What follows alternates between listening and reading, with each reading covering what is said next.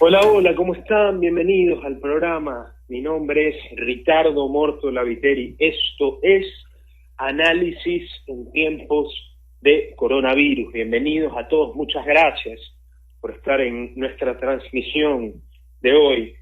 Hoy es miércoles 27 de mayo. Gracias a todos los que nos siguen desde el dial 106.5 FM. Guayaquil, Guayas, Ecuador, no solamente los que nos siguen por el dial, sino también en www.marielatv.com. En la esquina superior izquierda podrán encontrar el símbolo de Radio Fuego. Solamente tienen que poner play y nos encontrarán y nos podrán escuchar desde cualquier parte del mundo ingresando a www.marielatv.com. También nos siguen desde Facebook Live. Gracias a toda nuestra audiencia en Facebook. Hoy estamos sin imagen, pero seguimos con las mismas noticias y seguimos con las grandes entrevistas que siempre les ofrecemos aquí en Fuego. Bueno, los de Facebook ya estarán viendo cuál es nuestro invitado. Lo voy a presentar, un currículum realmente envidiable. El invitado de hoy es el doctor Roberto Gómez Mera. Él es doctor en leyes, abogado de los tribunales y juzgados de la República del Ecuador. Fue presidente de la Corte Suprema de Justicia y ministro de Trabajo desde el año 90 al 92. Doctor, muchas gracias por estar en nuestro programa. Es un placer. Bienvenido a nuestra casa, Radio Fuego. Gracias a ustedes, a Radio Fuego y a los oyentes de Radio Fuego. Así es, doctor. Gracias realmente por estar aquí. Es un placer. Quisiera comenzar esta entrevista preguntándole, pues, en una perspectiva general, ¿cuál es su opinión de lo que está pasando ahora en el país? Pues hemos cambiado a semáforo amarillo, la reactivación es a medias, se han tomado varias medidas, han habido muchas polémicas en el gobierno. ¿Cuál es su perspectiva, doctor? Bueno, hay cosas positivas y cosas negativas, ¿no?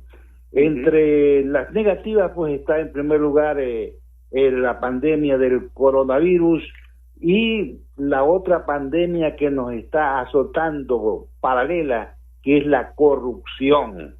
Que hoy día hemos alcanzado ya, como quien dice, el pico de la corrupción cuando descubren en el municipio de Quito y también, desgraciadamente, aquí en la prefectura del Guayas, igualmente negociados con los dineros allegados para el combate del coronavirus. Entonces, esas son cuestiones negativas. Entre las cuestiones positivas está justamente el hecho de que esto ha generado una convivencia mayor de la familia y que poco a poco estamos volviendo a la normalidad. Por lo menos aquí en la ciudad de Guayaquil ya pasamos del semáforo en rojo al semáforo amarillo y pues ha comenzado a reactivarse la situación económica, que es también fundamental y que si no se la atiende en debida forma puede causar unos daños tanto más grandes que los que ha causado el coronavirus, ¿no? Porque acá serán miles y miles de personas que se han quedado sin trabajo y el efecto negativo con sus respectivas familias.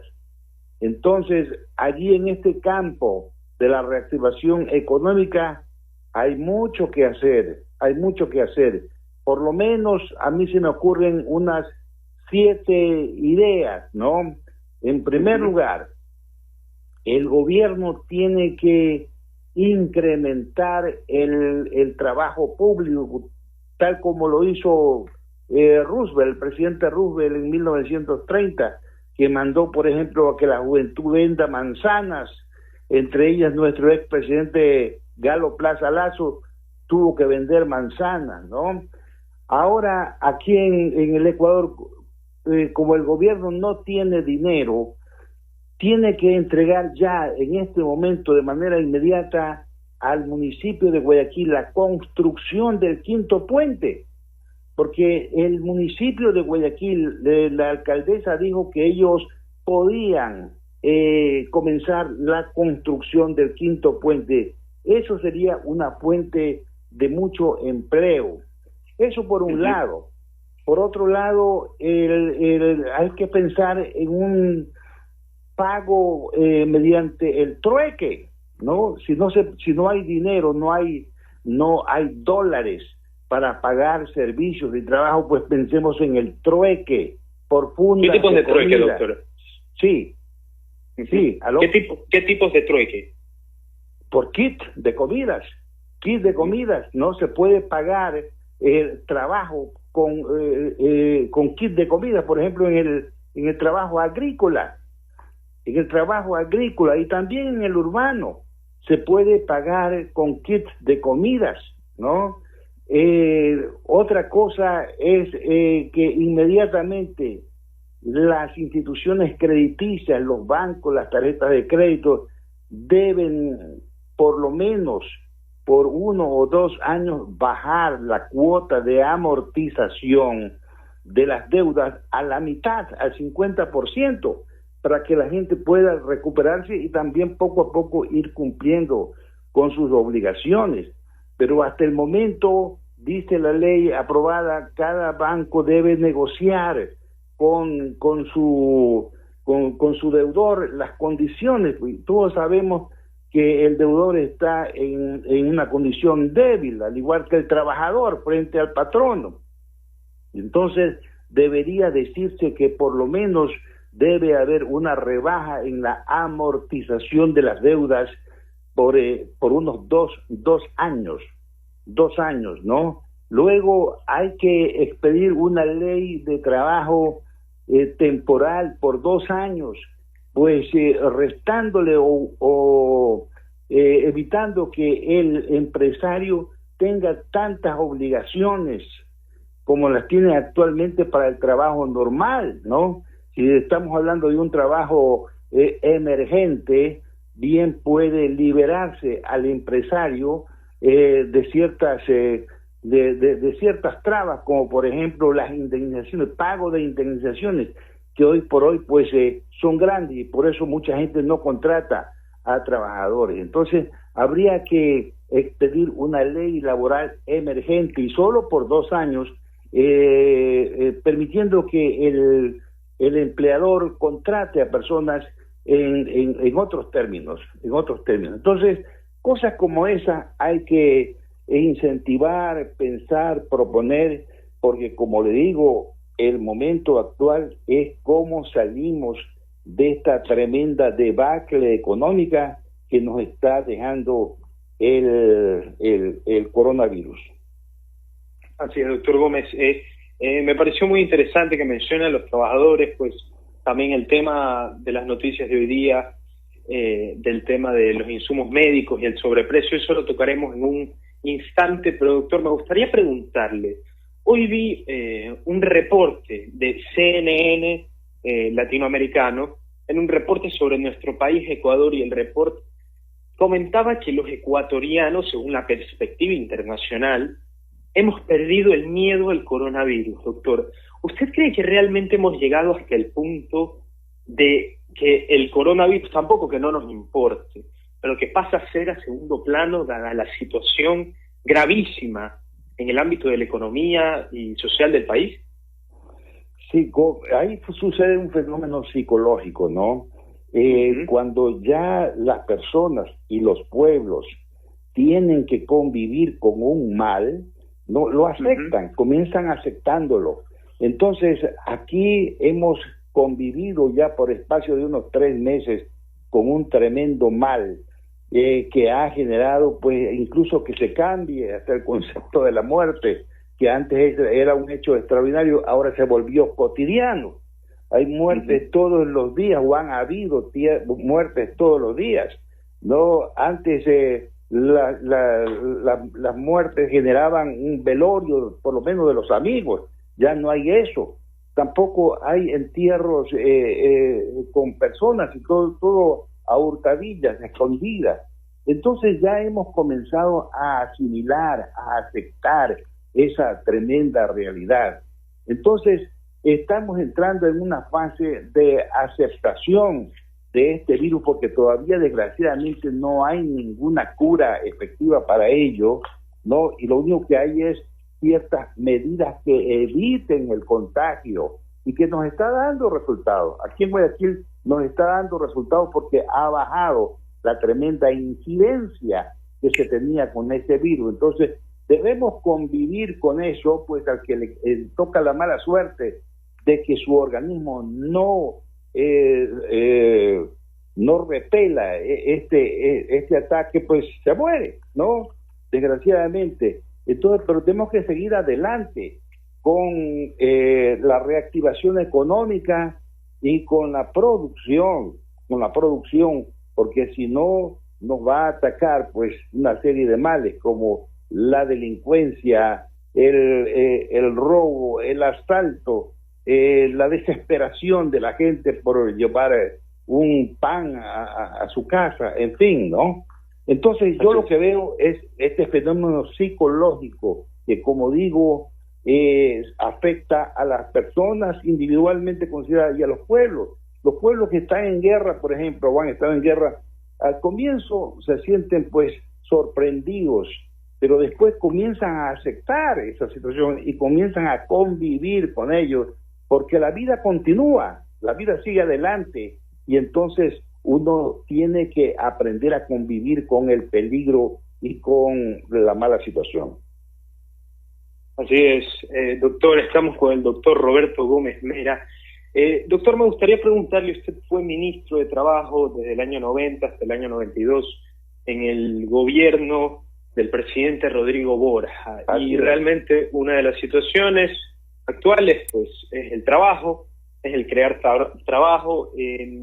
Con varios entrevistados políticos que hemos estado en este mismo programa, algunos han comentado que, dado a la ley de finanzas públicas y la ley humanitaria, nos han dicho que el trabajador es el más afectado, unos han dicho que los empresarios han sido afectados, hemos hablado de reformas laborales. Le pregunto a usted, doctor, ¿hay afectados? ¿Cuáles son los más afectados?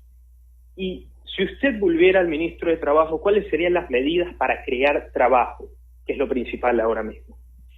Bueno, mire, el trabajo no se crea por ley, no se crea solo cambiando el código del trabajo. Ayuda, sí, pero el trabajo no se crea por ley ni por decreto. El trabajo lo crea la actividad económica.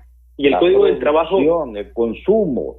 Y entonces eso es lo que hay que motivar, y como le decía antes, si no hay dólares para pagar, pues establezcamos el trueque, que ha sido una forma también tradicional histórica de contraprestar el trabajo por bienes, ¿no? Por bienes. Entonces, hay necesidad naturalmente de cambiar la ley laboral en el sentido de establecer una ley temporal, digo yo, por 2 años, que se libere, por ejemplo, a los patronos de pagar indemnizaciones por terminación de contrato de trabajo, por ejemplo, no incluso que se disminuya un poco el salario mínimo vital, que es el más alto de la región. Solamente para los trabajadores que se contraten ahora y por espacio de 2 años. Entonces, cosas como esas se pueden hacer, pero no es lo fundamental. Lo fundamental es la producción, el consumo. Eso es lo que va a generar. Por ejemplo, la industria del turismo está totalmente desmantelada. Entonces hay que pensar en reactivar eso, ofreciendo nuevas posibilidades más baratas. Y en las empresas que se dice que han quebrado o están a punto de quebrar, establezcamos el cooperativismo, pues, entre patronos y empresarios, de tal suerte que el cooperativismo indica que la gente no gana un salario, sino que gana un dividendo de acuerdo a lo producido y a lo vendido. Entonces, las empresas que han quebrado y han cerrado sus puertas, pues que se reabran bajo la modalidad de la cooperativa, y lo mismo las que están a punto de quebrar. Y aquellas que están subsistiendo, pues que el gobierno las ayude con créditos blandos, ¿no? A largo plazo. Eso es lo que hay que hacer, es mover el sistema económico de la nación. Así es, doctor Gómez. Me gustó lo que dijo al comienzo de que el Código de Trabajo simplemente es un incentivo, no se puede crear trabajo a través de leyes. Así, pero sí sería muy fácil, pues. Sería muy fácil, pues yo dicto una ley que diga que se creen 200,000 puestos de trabajo y ya, se crearon, no es así. Así es. Y me pongo a pensar, igualmente me gustó que utilice la palabra incentivo, porque dependiendo del Código del Trabajo, pues hay más facilidad o menos facilidad para crear trabajo. Así es. Una fantástica idea en el ámbito del trueque, pero pregunto, usted fue ministro de Trabajo, ¿cree usted que el Ministerio del Trabajo actual ha dado un código de trabajo con bastante incentivo? ¿Creen que han hecho todo lo que debieron haber hecho o lo que se puede hacer? ¿O cree que hay un par de cosas que todavía se deben arreglar en el Código del Trabajo? Vea, mi criterio personal es que el Código del Trabajo que tenemos no sirve para afrontar este problema, esta emergencia, no sirve, porque eso está hecho desde hace más de 70 años para otras circunstancias, no para otras circunstancias. Entonces, el ministro del Trabajo tenía que proponer una nueva normativa que yo le llamo una normativa temporal y emergente, no para afrontar esta situación. De tal manera que mandar, por ejemplo, por ley o por decreto, que se pongan de acuerdo los empresarios y los trabajadores y decirlo eso como una gran conquista, eso no es nada. Y ya sabemos cuál va a ser el resultado, porque la relación entre patrono y trabajadores es como la relación del gato con el ratón, pues. Es decir, no hay igualdad de condiciones. Siempre el empresario o el patrono se va a imponer y le dice o lo toma o lo deja y punto, ¿no? Entonces no sirve para eso esto de decir que se pongan de acuerdo patronos y empresarios para que celebren acuerdos. Nunca se van a poner de acuerdo. El empresario va a ver sus intereses y el trabajador también va a ver sus intereses. Entonces es el Estado a través de una ley que tiene que dar las normas correspondientes y la protección y un sistema de compensaciones. Nosotros, en el gobierno de Rodrigo Borja de la Izquierda Democrática, hicimos la más grande reforma que ha tenido el Código del Trabajo en toda su historia, mediante la Ley 133. Nosotros cambiamos muchas cosas aberrantes que habían en esa época, como ejemplo las huelgas solidarias, ¿no? O las huelgas de 3 personas que le paralizaban una empresa. Todo eso lo cambiamos, pero trayendo a una mesa de trabajo tanto a empresarios como a trabajadores, a dirigentes de los trabajadores, y con una gran creatividad de parte del Ministerio de Trabajo, en donde me ayudaron algunas personas muy valiosas, ¿no? Pero nosotros propusimos algunas cosas creativas, compensatorias. Entonces, eso es lo que hay que hacer. Hay que tener mucha creatividad para proponer nuevas cosas y no se puede descuidar tampoco el criterio proteccionista del Código de Trabajo, porque para eso nació. Porque dejar que el patrono y el trabajador libremente acuerden sus condiciones, eso sabemos de antemano que no va a dar ningún resultado. Así es, doctor Gómez. La relación, me gustaría hablar de la relación que usted tocó entre el trabajador y el patrono. Yo creo, doctor Gómez, que los mandatarios y los funcionarios públicos son un ejemplo para la nación. Sus acciones, lo que dicen, lo que hacen, habla mucho de ellos, y yo creo que hay muchas personas que toman ejemplo de eso. Y yo le quisiera preguntar, doctor Gómez, si usted cree que algún mandatario o algún político en el pasado o en el presente ha condicionado que la relación entre patrono y trabajador sea más complicada, o sea más poco amigable o áspera. ¿Cree usted que ha pasado eso, que algún mandatario o funcionario público ha creado esa, por así decir, enemistad? No, eso no, ningún mandatario lo ha creado expresamente. No, todos han partido de reformas pequeñas al Código del Trabajo. Sí, pero doctor, como digo, pero no me refiero al código específicamente, me refiero, sí. Obviamente en las leyes las cosas están adscritas, en la Constitución también, pero me refiero a que los mandatarios y los funcionarios públicos también se expresan por ellos mismos y dicen lo que piensan, sea en una conferencia de prensa, o sea, se me viene a la cabeza, en una sabatina. ¿No cree usted que lo que dicen los funcionarios públicos pueden influir en la gente y crear algún tipo de asperidad en una relación entre patrono y trabajador? ¿Cree que eso no existe, que no ha pasado y que no hace que en la actualidad simplemente hablemos de quién es el más afectado, o el empresario o el trabajador? ¿Cree que eso no existe? Vea, en términos generales, dando una visión histórica, esto no se ha dado, salvo excepciones como en el régimen anterior de Rafael Correa, que él expresamente cogía el micrófono, ¿no?, los fines de semana, y dependiendo del humor que tenía comenzaba a atacar. A veces atacaba a los trabajadores, a veces a los empresarios, ¿no? Entonces, salvo eso, yo no recuerdo en la historia del Ecuador que haya habido un mandatario que expresamente se exprese en forma totalmente negativa de los trabajadores, ¿no?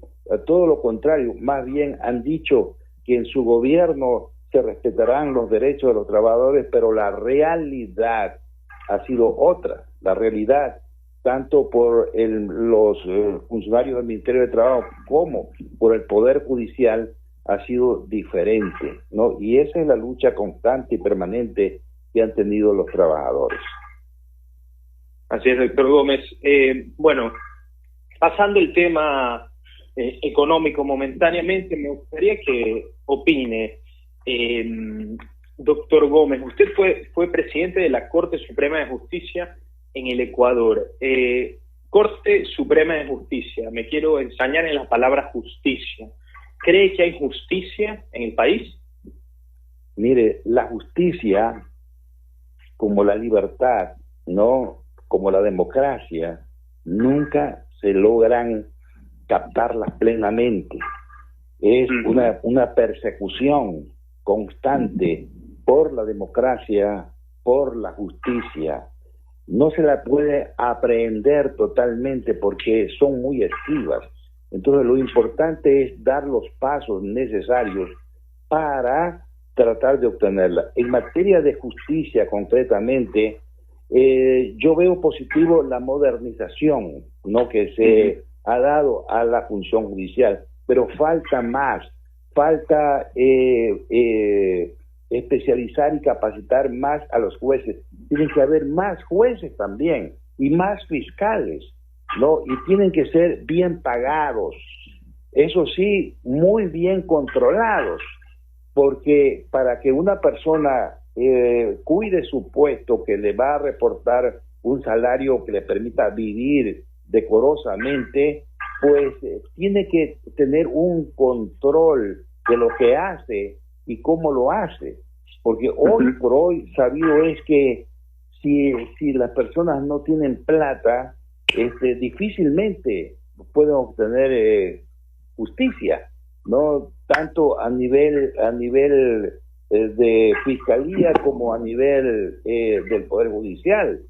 Hay excepciones, por supuesto, como en todo, pero la percepción general de la gente es que esto cuesta, este servicio de justicia cuesta mucho dinero, y entonces eso debe desaparecer. debe haber muchas cosas, ¿no? Pagarles bien a los funcionarios, jueces y fiscales, garantizarles estabilidad, controlarlos, siempre debe haber control, vigilancia en lo que hacen, y si quiebran su accionar moralmente, deben ser destituidos de manera inmediata y sin contemplaciones, ¿no? Lo otro es la modernización, la informática. Ahora nos hemos dado cuenta lo valioso que es la informática. Eso hay que profundizarlo y extenderlo, ¿no? Y lo mismo, las leyes procesales también tienen que cambiarse para que haya más agilidad, más rapidez en el despacho de las causas. Eso es lo que le podría decir en cuanto a la administración de justicia. No se puede lograr de manera total, no se puede decir ya hay justicia en el Ecuador, porque eso es mentira, ¿no? Pero sí se pueden dar los pasos necesarios para adquirir cada vez más un nivel más elevado de justicia, de democracia, de ética en el accionar público. Así es, doctor Gómez. Más fiscales, es lo que escuché de su propuesta, más fiscales, mejores pagos y más capacitación. Sí. Más capacitación, ¿por qué específicamente, doctor? ¿Cree que está en desacuerdo con alguna dictaminación de algún juez? ¿Cree que no hay algún tipo de incapacidad? ¿O cree que simplemente para hacerlos ganar más de lo que ya tienen?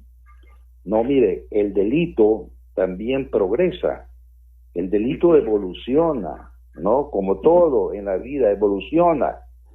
Fíjese usted el asesinato, por ejemplo, el sicariato. Antes era, pues, había, en Manaví se dice que habían los famosos sicarios, ¿no? Pero era de vez en cuando. Ahora ya todo se ha vuelto una industria. Y hay una escuela de sicarios, no digamos en el campo económico.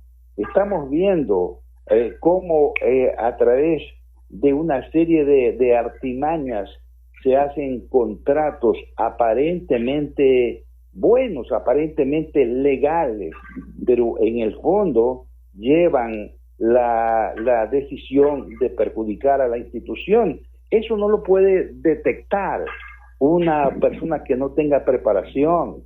Tiene que tener preparación, capacitación de alta calidad, porque el delito también evoluciona, el delito está muy evolucionado, tanto en los homicidios, como le digo, como en los delitos económicos, los financieros, los delitos de especulado sobre todo.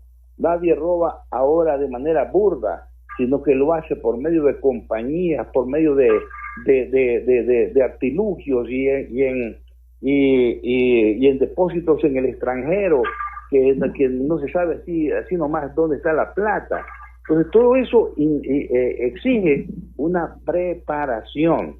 En eso es que yo digo que el fiscal y el juez tienen que estar bien preparados para conocer plenamente todas las circunstancias que van unidas a la forma delictual actualmente. El delito organizado, hay mafias organizadas, no solamente nacional e internacionalmente, ¿no? Mafias de robacarro, mafias de narcotráfico, mafias de trata de blanca. Hay una serie de actividades delictivas que se han complicado. Y entonces en ese sentido es que digo que los fiscales deben ser muchos, ahora están desbordados prácticamente en trabajo, deben ser bien pagados y deben ser bien capacitados. Así es, doctor Gómez, definitivamente. Antes de seguir con este tema, me gustaría hacer un paréntesis. Según la información que tengo, usted ha sido docente universitario. Le pregunto a usted, hay mucha polémica, principalmente en la semana pasada, pues por la reducción de presupuesto en las universidades públicas del país y evidentemente reducción de puestos para estudiantes. ¿Está de acuerdo con esta reducción o cree usted que se debió haber buscado algún otro tipo de solución y no reducir el presupuesto de la educación en el país? No, de ninguna manera. Yo no estoy de acuerdo con que se haya reducido el presupuesto de las universidades. Todo lo contrario, debe ser incrementado. Pero también ahí hay que tener mucho cuidado, mucha vigilancia para evitar que se vayan estos incrementos presupuestarios en contratar más personal. Por ejemplo, en la Universidad de Guayaquil hubo una época en que se contrataba a mucha gente que no tenía razón de ser, ¿no? O si no, contratos de obra. Por ejemplo, en la Facultad de Jurisprudencia, donde yo fui profesor 40 años, no se construyó un edificio nuevo o se lo reconstruyó con ascensores. Esos ascensores ya no funcionan y la obra en sí no ha sido recibida por los nuevos decanos porque no están de acuerdo en el costo de esa obra ni tampoco en la bondad de los trabajos. Y al frente de la Facultad de Jurisprudencia se hizo una plazoleta, ¿no?, para diversión de los estudiantes que costó varios millones de dólares. ¿Para qué? Eso es dilapidar el dinero. El dinero de las universidades tiene que invertírselo en ciencia y en investigación, en docentes mejor preparados, mejor capacitados, ¿no? Y ahora que ya se ha difundido el teleestudio, hay que profundizar en eso, en las clases virtuales, ¿no? Entonces, en ese sentido es que debe invertirse el dinero, pero no se lo puede reducir simplemente con criterios burdos se reduce del 10%, del 15%, porque eso causa muchísimos problemas y empobrece a las universidades muchísimo más de lo que están. Así es, doctor. Interesante respuesta sobre las universidades. Me acaba de llegar una información. ¿Usted está enterado de la Convención de Palermo, doctora? La Convención de Palermo, ¿sobre qué? Es una convención de las Naciones Unidas contra la Delincuencia Organizada. Es una convención anticorrupción internacional. ¿Cree usted que alguna medida en el ámbito de la corrupción que convenga internacionalmente, o sea, algún tipo de medida internacional, cree usted que podría beneficiar al país una comisión internacional anticorrupción? ¿Cree que sería lo adecuado para el Ecuador? A ver, en ese aspecto hay que enfocarlo desde dos ámbitos. Primero, como decíamos, el crimen, actualmente el delito se ha complicado, ha evolucionado y tiene repercusiones internacionales, ¿no? A veces un delito se comete aquí en el Ecuador, pero tiene sus repercusiones en Colombia, en Perú, en Panamá o en otros paraísos fiscales. Entonces, el delito en ese aspecto tiene una proyección internacional y desde ese punto de vista es conveniente una cooperación internacional, ¿no?, con todos los organismos, fiscalías encargados de luchar contra el crimen. En el otro ámbito, el ámbito también de luchar contra la delincuencia internacional de manera frontal, sí, también es necesario que haya una cooperación entre todos los países, ¿no?, para intercambiar criterios, informaciones, etcétera, ¿no? Ya no se puede actuar de manera unilateral porque vivimos en un mundo globalizado.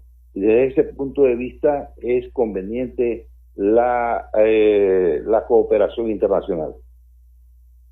Así es, doctor Gómez. Bueno, antes de agradecerle por esta entrevista que ha sido fenomenal. Quisiera preguntarle, realmente, pues principalmente Ecuador, Guayaquil ya está en semáforo amarillo, Quito está en un proceso de un amarillo modificado, según lo que ha dicho el alcalde Jorge Yunda. Le pregunto a usted, doctor, dos preguntas específicas. La primera, ¿cree que la reactivación llegó tarde? Y la segunda es, si es que hubiera un posible rebrote, ¿cree que el país está preparado o cree que se ha preparado durante estos 2-3 meses para aguantar un segundo golpe?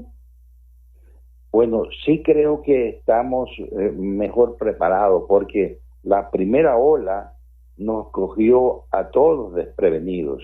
Esa es la verdad, ¿no? Ni el gobierno, ni las instituciones privadas, ni el IES estaba debidamente preparado y tampoco la población.